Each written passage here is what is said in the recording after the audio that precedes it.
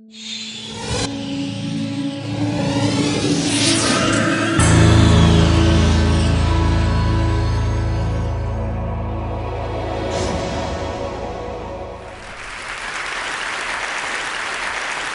I just want to tell you my story. I spend a lot of time teaching adults how to use visual language and doodling in the workplace. And naturally, I encounter a lot of resistance, right? Because it's sort of considered to be anti-intellectual and counter to serious learning.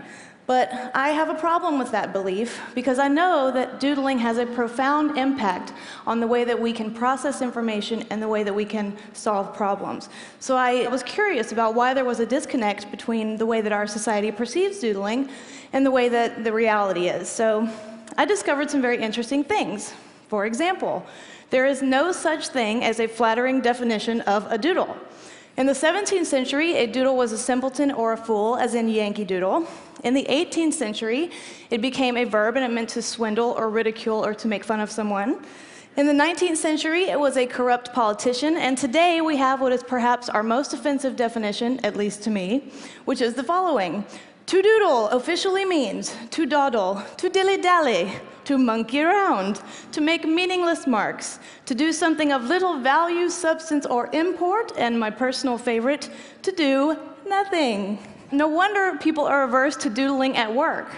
Doing nothing at work is akin to masturbating at work. It's totally inappropriate.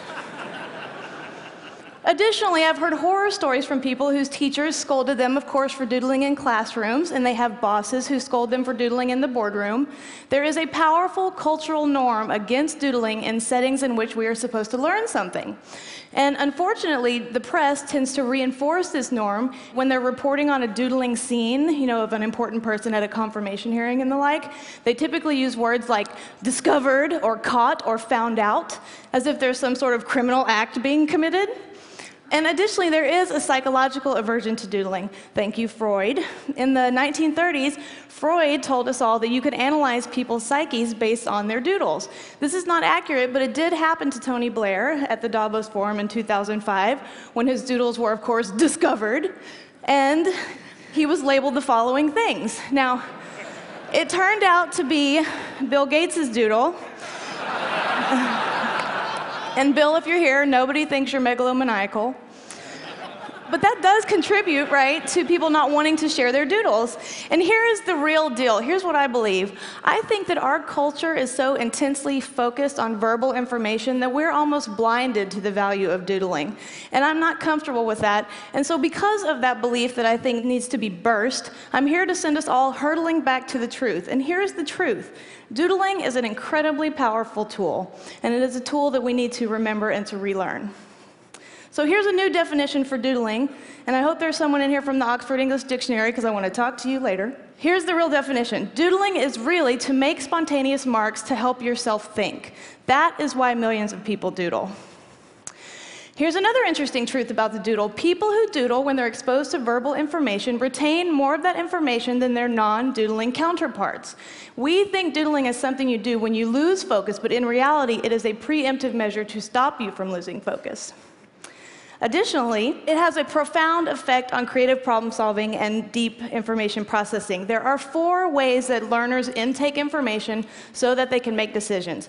They are visual, auditory, reading and writing, and kinesthetic. Now, in order for us to really chew on information and do something with it, we have to engage at least 2 of those modalities, or we have to engage 1 of those modalities coupled with an emotional experience. The incredible contribution of the doodle is that it engages all 4 learning modalities simultaneously with the possibility of an emotional experience. That is a pretty solid contribution for a behavior equated with doing nothing.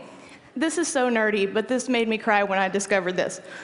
So they did anthropological research into the unfolding of artistic activity in children, and they found that across space and time, all children exhibit the same evolution in visual logic as they grow.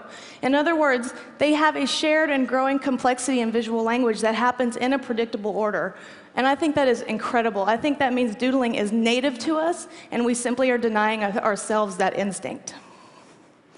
And finally, a lot of people aren't privy to this, but the doodle is a precursor to some of our greatest cultural assets. This is but one. This is Frank Gehry, the architect's precursor to the Guggenheim in Abu Dhabi.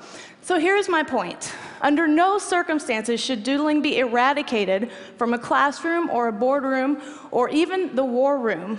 On the contrary, doodling should be leveraged in precisely those situations where information density is very high and the need for processing that information is very high.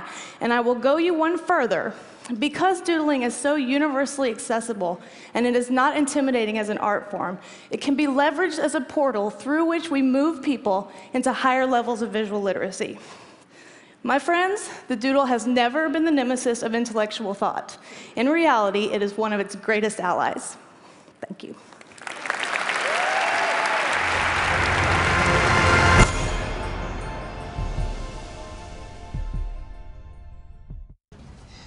What's the holdup? He's looking for his dongle. We need a dongle. Yes, we need a dongle. Brandon usually brings the dongle. Susan, do you have a dongle? No, I didn't bring my dongle. Having a little dongle issue. Dooley has a dongle. I don't have a dongle, sir. Let's get started. Do you guys have a dongle? We're not using dongle. See? It's pretty cool, huh? Nice. Share files instantly, only on the Galaxy S3.